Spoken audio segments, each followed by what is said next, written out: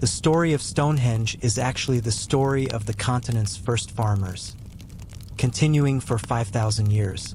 It dates back to the Neolithic period on Salisbury Plain 5,000 years ago. These stones, one of humanity's most mysterious architectures, began as a circular ditch and became a mystery after 15 centuries on this path. This stone structure that astonishes scientists has also caused them to fall into disagreements. The lands of Great Britain were different in 3000 BCE than they are now. An island covered with dense forests, broken by clearings where early farming communities began to reshape the land. These Neolithic people represented Britain's first agriculturalists, descendants of continental European farmers who had crossed the Channel centuries earlier, bringing with them domesticated plants and animals, pottery, and polished stone tools. Salisbury Plain was quite important to the people of that period. The chalk hills could be easily worked due to their soil structure. Nearby rivers offered more fertile lands.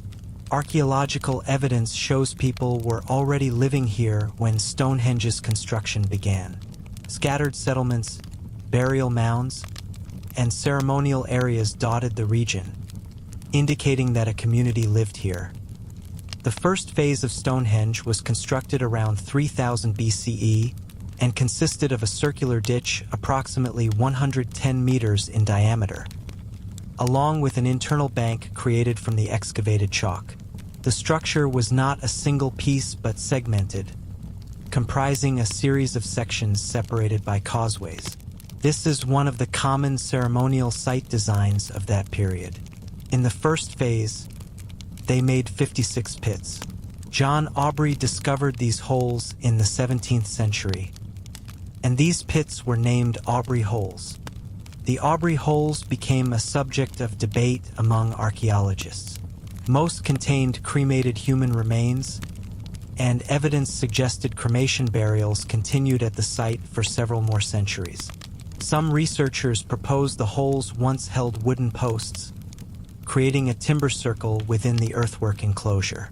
Others suggest the holes may have served astronomical functions, marking positions for observing lunar movements. The deposits within the holes include not only cremated bone but also tools, pottery fragments, and worked stone, materials that may represent ritual offerings rather than casual refuse. The scale of effort required to construct this initial phase should not be underestimated. The ditch and bank alone represent the removal and repositioning of thousands of cubic meters of chalk, accomplished using antler picks, wooden shovels, and baskets for moving material. Experimental archaeology has demonstrated that such tools, while seemingly primitive, prove remarkably effective in chalk geology. Nevertheless, the project would have required hundreds of workers laboring over multiple seasons, suggesting a society capable of mobilizing and sustaining large-scale communal efforts. For approximately 500 years, Stonehenge remained primarily an earthwork and cremation cemetery. The monument changed over time, but its use never stopped. However, it underwent major transformation around 2500 BCE. This second phase introduced the element for which Stonehenge is most famous: massive standing stones. The stones erected during this phase, known as blue stones for their color when freshly broken or wet, came not from the local Salisbury Plain but from the Prehistoric Hills in southwestern Wales, a distance of approximately 240 kilometers. The transport of these stones, some weighing up to 4 tons, represents a logistical achievement that continues to generate archaeological discussion. The builders erected approximately 80 bluestones in 2 concentric arcs within the earthwork enclosure. The precise arrangement remains uncertain, as subsequent building phases dismantled and rearranged these stones. However, the decision to transport specific stone types over such distances indicates these materials held special significance beyond mere construction utility. Several theories attempt to explain why Neolithic peoples would undertake the enormous effort of moving bluestones from Wales to Salisbury Plain. Some researchers emphasize the stone's distinctive appearance and acoustic properties, noting that certain bluestones produce ringing sounds when struck. Others point to the possibility that the Prehistoric hills themselves held sacred significance, making materials from that location particularly appropriate for a major ceremonial monument. Recent geological studies have identified the specific outcrops from which many bluestones derived, revealing that the builders selected materials from multiple locations within the Prehistoric region rather than quarrying from a single source. This pattern suggests deliberate choice based on stone qualities or symbolic associations rather than simple convenience. The question of how the bluestones reached Salisbury Plain has generated extensive debate. Traditional theories proposed water transport, with stones loaded onto rafts and moved along the Welsh coast, up the Bristol Avon, and overland for the final distance. Experimental archaeology has demonstrated the feasibility of such routes, though the practical challenges remain formidable. More recent research has raised the possibility that glacial action during earlier ice ages may have transported some bluestones partway to Salisbury Plain, though this theory cannot account for the presence of multiple stone types from different Welsh locations, nor explain why similar glacial deposits don't appear elsewhere in southern England. The massive Sarsen stones came to dominate the modern monument beginning around 2400 BCE. These gray sandstone blocks, much larger than the bluestones, came from the Marlborough Downs approximately 30 kilometers north of the site. The largest Sarsens weigh up to 30 tons, requiring extraordinary effort to move and erect. The builders selected the largest stones for an outer circle of 30 uprights, each roughly 4 meters tall, topped by a continuous ring of horizontal lintels. Inside this circle, they arranged 5 massive trilithons, pairs of uprights topped by single lintels, in a horseshoe pattern open toward the northeast. The precision of Sarsen stone working demonstrates sophisticated understanding of stone technology. The builders shaped the massive blocks through a process called pecking, using smaller stones as hammers to gradually abrade the Sarsen surface. This technique, while labor-intensive, allowed detailed shaping including subtle curves, mortise and tenon joints connecting uprights to lintels, and tongue-and-groove joints linking the lintels to each other. The level of finish varies across different stones. Those in more visible positions received more detailed treatment, suggesting aesthetic considerations influenced construction decisions. The astronomical alignments incorporated into Stonehenge's design provide crucial evidence about the monument's functions. The most famous alignment points toward the midsummer sunrise. The monument's axis is oriented so that someone standing at the center on the morning of the summer solstice would see the sun rise directly over the heel stone, a large sarsen positioned outside the main circle. This alignment proves so precise that it cannot represent coincidence. The builders deliberately positioned stones to mark this annual solar event. Less widely known but equally significant, the monument also aligns with the midwinter sunset. Standing within the stone circle and looking southwest through the great trilithon at the monument's center, observers would see the winter solstice sun set directly between the uprights. This alignment may have held greater importance for the builders than the summer sunrise, as it represented the year's darkest point and the sun's subsequent return to longer days. Beyond these primary solar alignments, researchers have identified numerous other potential astronomical relationships within Stonehenge's design. The 56 Aubrey holes from the monument's first phase correspond to significant lunar cycles, suggesting possible use for tracking the moon's movements. The 4 station stones, placed around the monument's perimeter, form a rectangle whose sides align with various solar and lunar positions. The avenue, a processional way leading from Stonehenge toward the River Avon, follows an alignment that also reflects solar geometry. These multiple alignments indicate that Stonehenge served as a sophisticated instrument for tracking celestial events, though whether primarily for calendrical purposes, religious observation, or both remains debated. The monument's astronomical functions should not be understood as purely scientific or secular. For Neolithic peoples, the movements of sun and moon held profound religious and practical significance. Agricultural societies depended on accurate seasonal calendars for planting and harvest. The solar alignments at Stonehenge provided visible confirmation of important calendar dates, particularly the solstices that marked the year's turning points. These moments would have warranted ceremonial observation, gathering the wider community to witness the sun's arrival at its appointed position.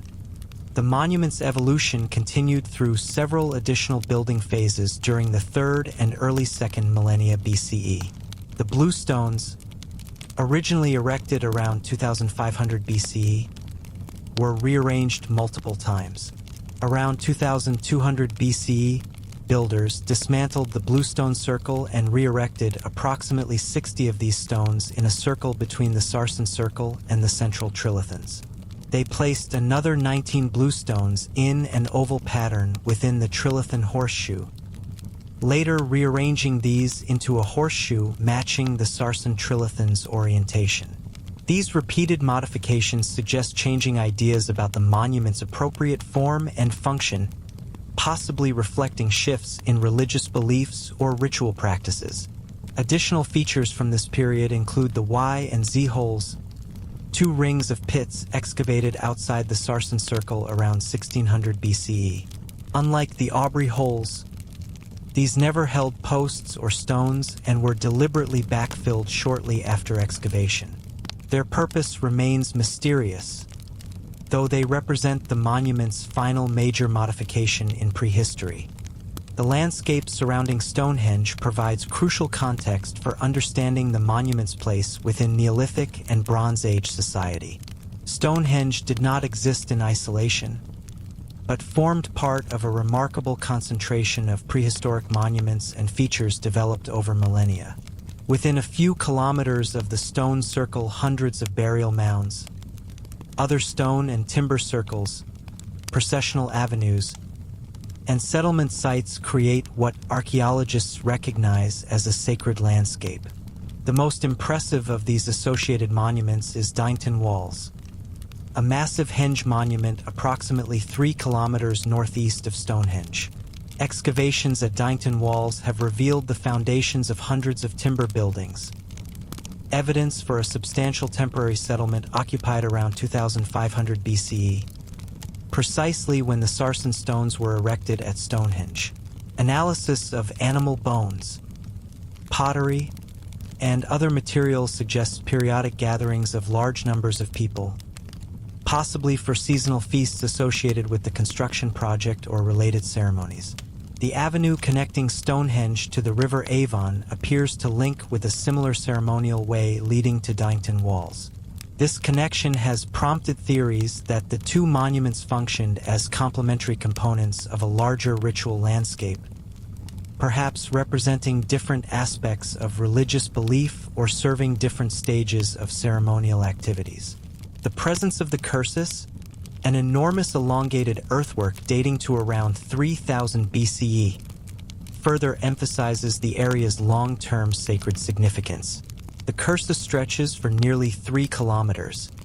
Its purpose is uncertain, but clearly represents a major communal undertaking predating the stone circles. Burial practices in the Stonehenge landscape provide additional insights into prehistoric society. The hundreds of round barrows surrounding the monument primarily date to the early Bronze Age, after Stonehenge's major construction phases. These burial mounds, often visible from the monument, suggest that proximity to Stonehenge conveyed prestige or religious significance even after the site's period of active construction and modification ended. Some barrows contain elaborate grave goods including gold, amber, and finely crafted artifacts, indicating increasing social stratification through the Bronze Age. The question of who built Stonehenge and organized the enormous labor forces required has generated extensive research and speculation. The monument's construction spans more than a millennium, representing the efforts of multiple generations and possibly multiple distinct cultural groups. The earthwork phase builders lived during Britain's late Neolithic period, practicing mixed farming and creating the first permanent agricultural landscapes. The people who transported the bluestones and erected the Sarsen circle belonged to the Beaker culture, named for their distinctive pottery style. Beaker people spread across Europe during the 3rd millennium BCE, bringing new technologies including copper metallurgy and possibly new languages. Their arrival in Britain coincided with significant cultural changes, including the appearance of individual rather than communal burial, the use of metals, and the construction of round barrows. Whether the Beaker culture's arrival represented actual population replacement through migration or primarily cultural transmission remains debated, though recent genetic studies suggest significant population movement did occur. The scale of labor required for Stonehenge's construction offers insights into prehistoric social organization. Moving a single 25-ton Sarsen stone from the Marlborough Downs to Salisbury Plain would have required teams of hundreds of people pulling the stone on sledges, with additional workers preparing the route, providing supplies, and coordinating the effort. Erecting the stones demanded sophisticated understanding of leverage, counterweights, and structural stability. The lintels atop the uprights, some positioned more than 5 meters above ground, required raising through either ramps or timber scaffolding, then precisely positioning to align their joints. Calculating the total labor investment involves considerable uncertainty, but estimates suggest the Sarsen phase alone required somewhere between 1 and 2 million work hours. This represents thousands of people working over multiple years, or smaller groups laboring over longer periods. The ability to mobilize and sustain such efforts indicates a society capable of generating agricultural surplus, organizing complex projects, and compelling or motivating participation through religious authority, social obligation, or a combination of factors. The monument's religious and ceremonial significance can be inferred from its astronomical alignments, careful construction, association with burials, and the resources invested in its creation. Stonehenge clearly served purposes beyond the practical functioning as a sacred space where communities gathered for rituals tied to the solar and lunar cycles. The specific nature of these ceremonies remains unknown, though the cremated remains deposited throughout the monument's history suggest it served funerary functions, perhaps as a place where the living maintained connection with ancestors. The journey model, in which participants moved between different monuments in the landscape as part of extended ritual sequences, offers one framework for understanding how Stonehenge functioned within its wider context. According to this interpretation, ceremonies might begin at settlements like Dighton Walls, proceed along the avenue to the River Avon, continue by water, and culminate at Stonehenge itself, with each stage representing different aspects of belief or transitions in ritual status. The monument's importance appears to have declined after 1600 BCE, while the site continued to hold significance, evidenced by nearby Bronze Age burials. No further major modifications occurred. By the Iron Age, Stonehenge had become an ancient monument to the peoples inhabiting the Salisbury Plain, its original builders and purposes already distant in time. Roman period visitors left graffiti and offerings, indicating the site retained some sacred character. Medieval and early modern observers speculated wildly about Stonehenge's origins, attributing it to giants, Romans, Saxons, or the wizard Merlin. It was not until the development of modern archaeological methods in the 19th and 20th centuries that Stonehenge's true antiquity and prehistoric context became clear. The history of Stonehenge archaeology reflects the evolution of archaeological practice itself. Early investigations often damaged the monument more than they illuminated it, William Cunnington and Richard Colt Hoare excavated numerous barrows in the early 19th century, recovering artifacts but failing to maintain detailed records. William Gowland's 1901 excavation during restoration work represented a significant advance, employing more systematic methods and recognizing the importance of stratigraphy. The mid-20th century work by Richard Atkinson, Stuart Piggott, and John Stone established much of the current understanding of Stonehenge's construction sequence, though their excavation techniques now appear crude by modern standards. Recent decades have witnessed remarkable advances in Stonehenge research through the application of new technologies. Laser scanning has documented the monument stones with millimeter precision, revealing tool marks, weathering patterns, and carvings invisible to casual observation. Geophysical survey using ground-penetrating radar and magnetometry has mapped buried features across the wider landscape, identifying previously unknown monuments and settlement sites without excavation. Isotope analysis of cremated bone has determined that some individuals buried at Stonehenge traveled from considerable distances, suggesting the site attracted pilgrims or participants from across Britain. Lipid analysis of pottery sherds has identified the types of foods prepared and consumed at nearby settlements, indicating feasting on pork and dairy products.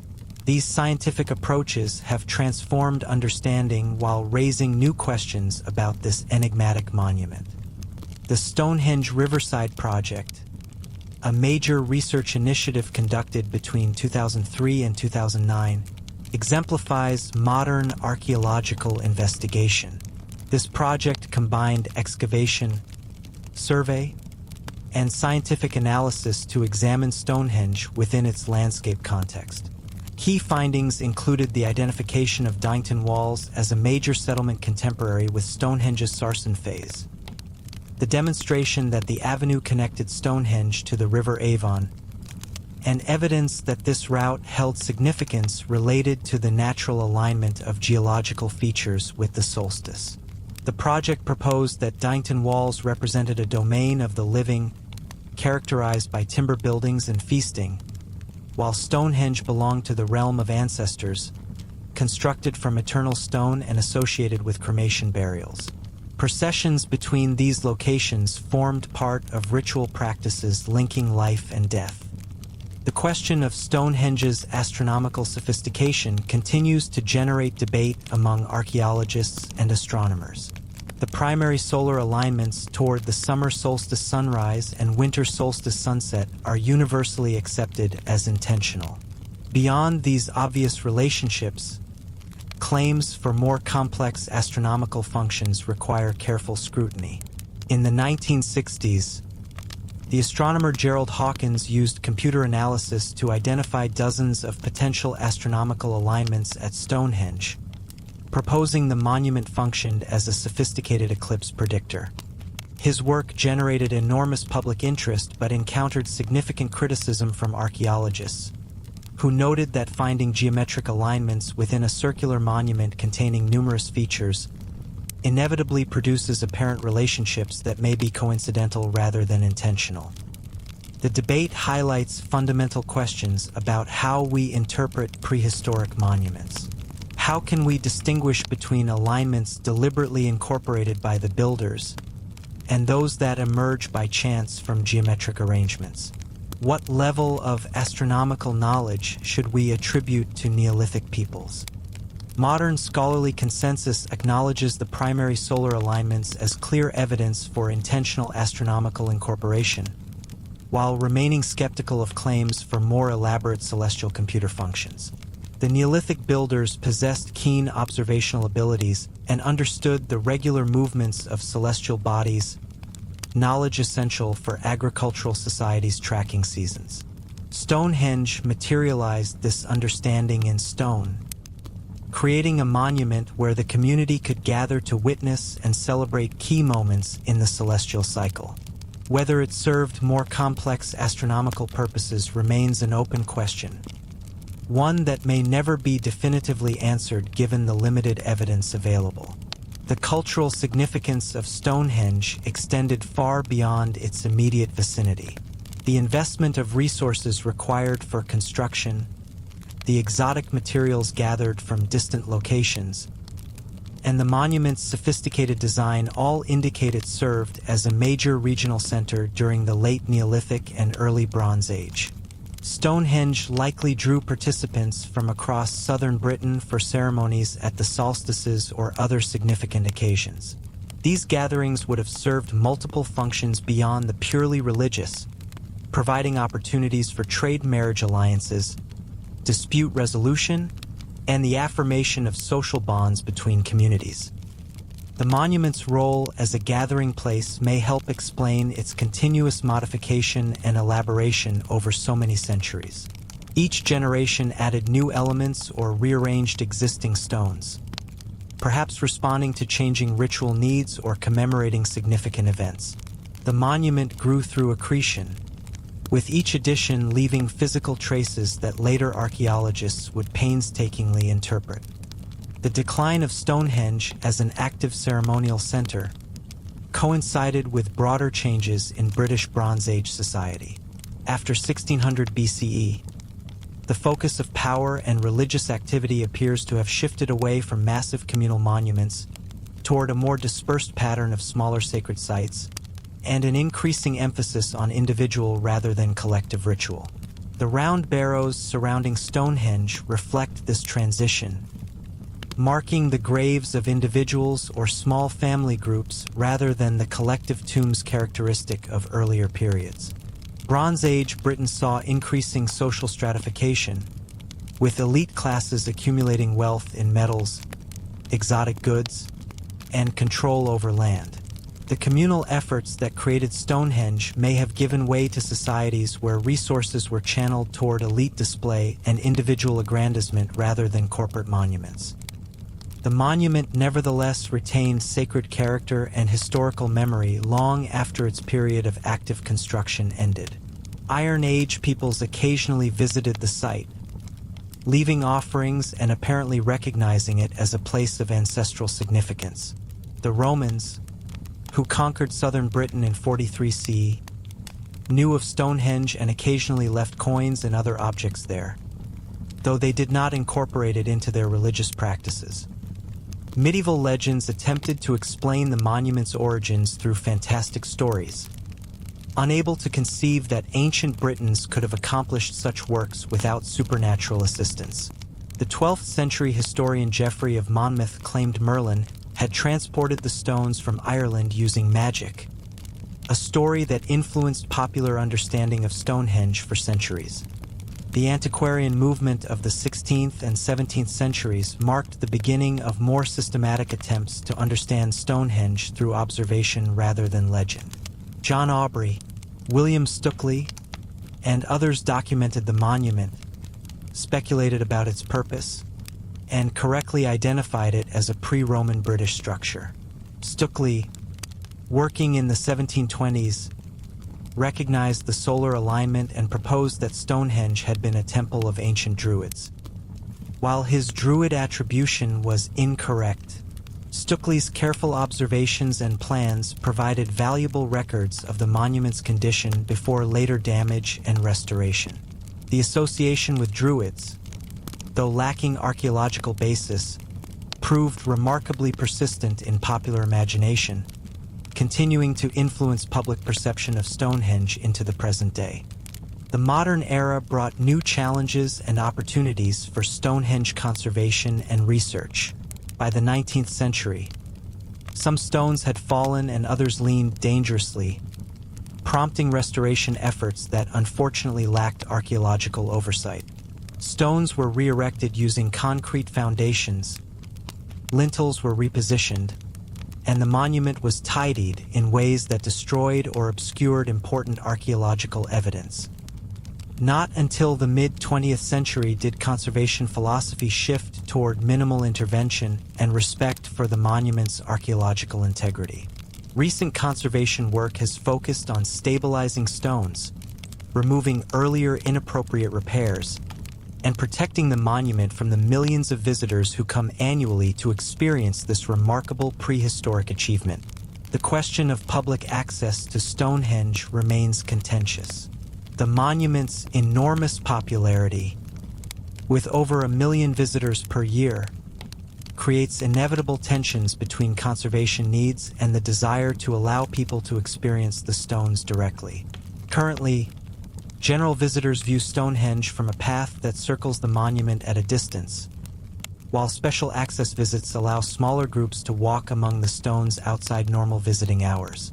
This compromise attempts to balance preservation with access, though debates continue about the appropriate management of such heavily visited archaeological sites. The summer solstice celebration at Stonehenge represents a particular challenge and opportunity. Since the late 20th century, thousands of people have gathered at the monument each June 21st to watch the sunrise, reviving an observance that may have roots in ancient practice. Managing these large gatherings while protecting the monument requires extensive planning and cooperation between English Heritage, which manages the site, local authorities, and the diverse groups who participate in solstice celebrations. The religious and spiritual significance that some people attach to Stonehenge today raises complex questions about how we understand and use ancient monuments. Modern Druid groups and other neo-pagan communities regard Stonehenge as a sacred site and seek opportunities for worship there. These groups, while historically distinct from the monument's prehistoric builders, argue for rights to use Stonehenge for religious purposes. Their claims to sacred space must be balanced against conservation concerns, archaeological research needs, and the interests of other visitors. This situation is not unique to Stonehenge but reflects broader issues about who owns the past and how prehistoric monuments function in contemporary society. The scientific study of Stonehenge continues to yield new discoveries and revise previous understandings. Recent excavations in 2008 discovered evidence of a small settlement at Stonehenge itself, challenging the assumption that the site functioned purely as a ceremonial center without permanent inhabitants. Analysis of material from the Aubrey holes has identified cremated remains from at least 58 individuals, more than previously recognized, strengthening interpretations of Stonehenge as a major burial ground for elite families. Strontium isotope analysis of these cremated bones indicates some individuals spent their childhoods in Western Britain, possibly Wales, raising intriguing questions about connections between Stonehenge and the source region of the Bluestones. Laser scanning of the Sarsen stones has revealed extensive prehistoric carvings, including axes and other designs pecked into the stone surfaces. While some carvings had been known since the 1950s, new scanning techniques have identified many more, invisible under normal lighting conditions. These carvings may represent dedications, territory markers, or illustrations of cosmological concepts, though their precise meaning remains uncertain. The discovery demonstrates how much remains unknown about Stonehenge despite centuries of study. The origin of the Sarsen stones has received renewed attention through detailed geological analysis. For generations, archaeologists assumed the Sarsens came from the Marlborough Downs based on that area's abundance of similar stones. Recent geochemical analysis has confirmed this source for most Sarsens, while revealing that different stones came from different locations within the Downs. This pattern suggests the builders selected specific stones for particular purposes, perhaps valuing certain sources over others for symbolic or practical reasons. Research into the construction methods employed at Stonehenge has advanced through experimental archaeology. Teams have attempted to move, raise, and position replica stones using only technologies available to Neolithic peoples. These experiments, while unable to perfectly replicate prehistoric conditions and techniques, have demonstrated the feasibility of various proposed methods. Moving stones on sledges over prepared trackways proves effective, particularly in winter when frozen ground provides a smooth surface. Raising uprights using timber A-frames and ropes works well, as does positioning lintels through ramp or tower construction. These experiments confirm that Stonehenge's construction, while requiring enormous labor, needed no technologies beyond those available to its builders. The World Heritage Site designation, granted in 1986, recognized Stonehenge's outstanding universal value and the need for protection not only of the monument itself but of its surrounding landscape. The World Heritage Site includes not only Stonehenge but also Avebury and associated monuments, acknowledging that these prehistoric ceremonial complexes must be understood within their wider landscape contexts.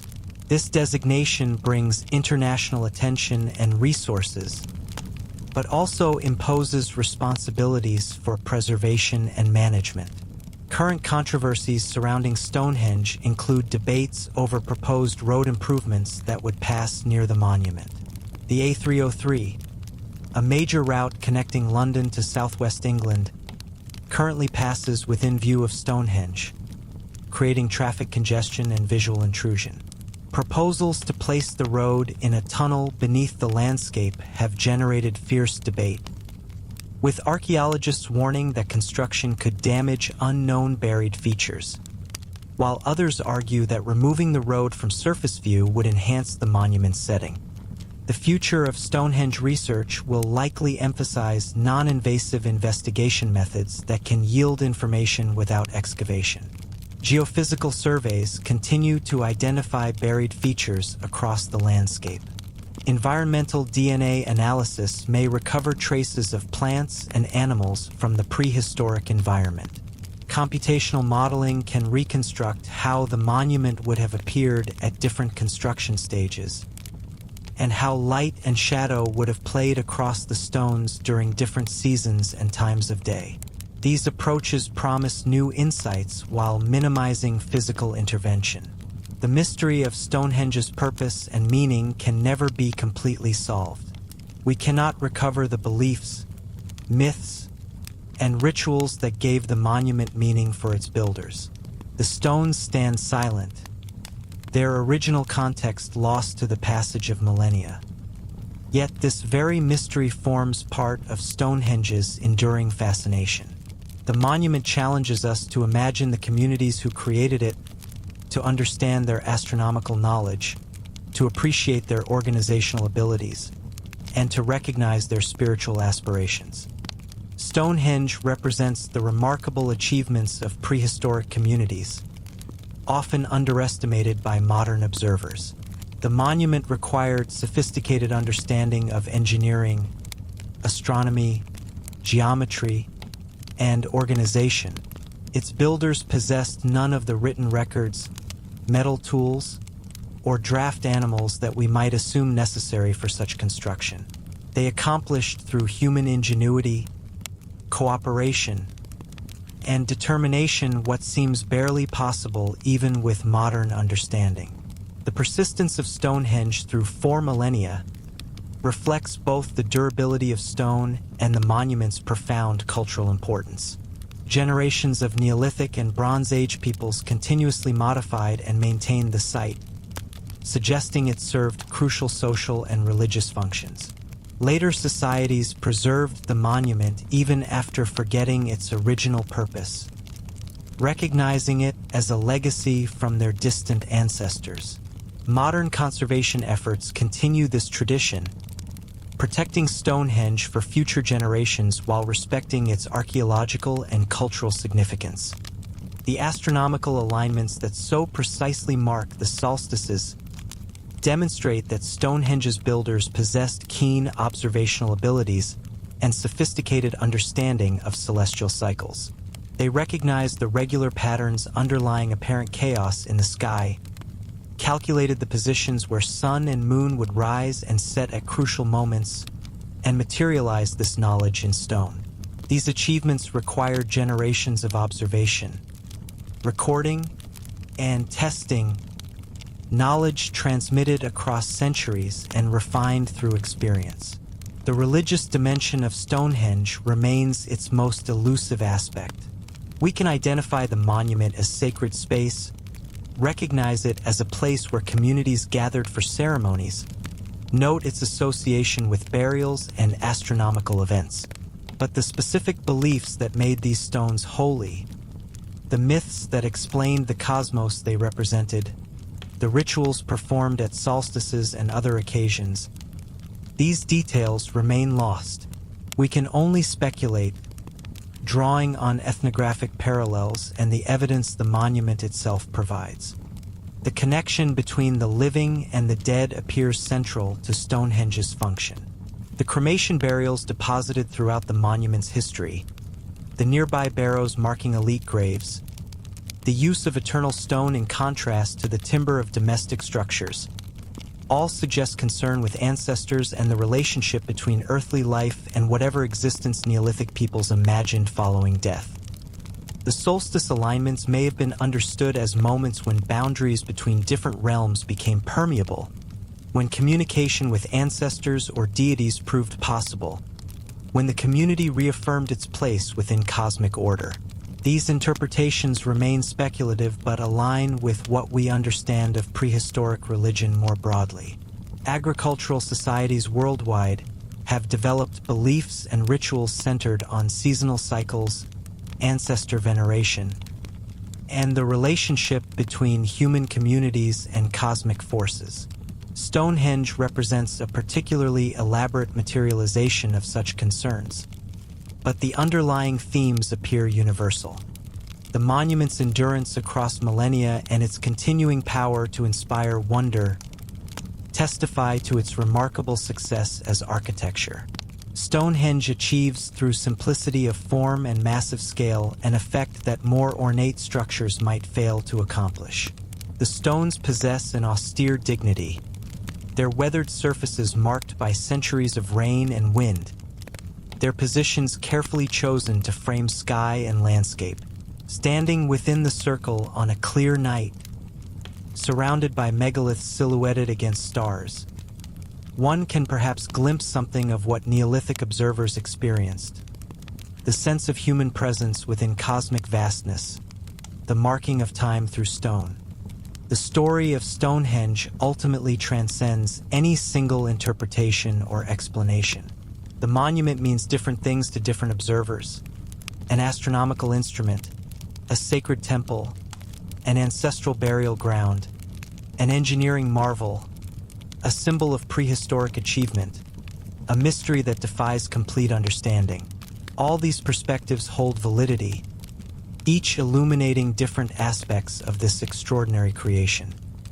What remains certain is that Stonehenge represents one of humanity's most impressive achievements from the prehistoric world, a monument that continues to challenge our understanding while inspiring wonder at the capabilities of ancient communities.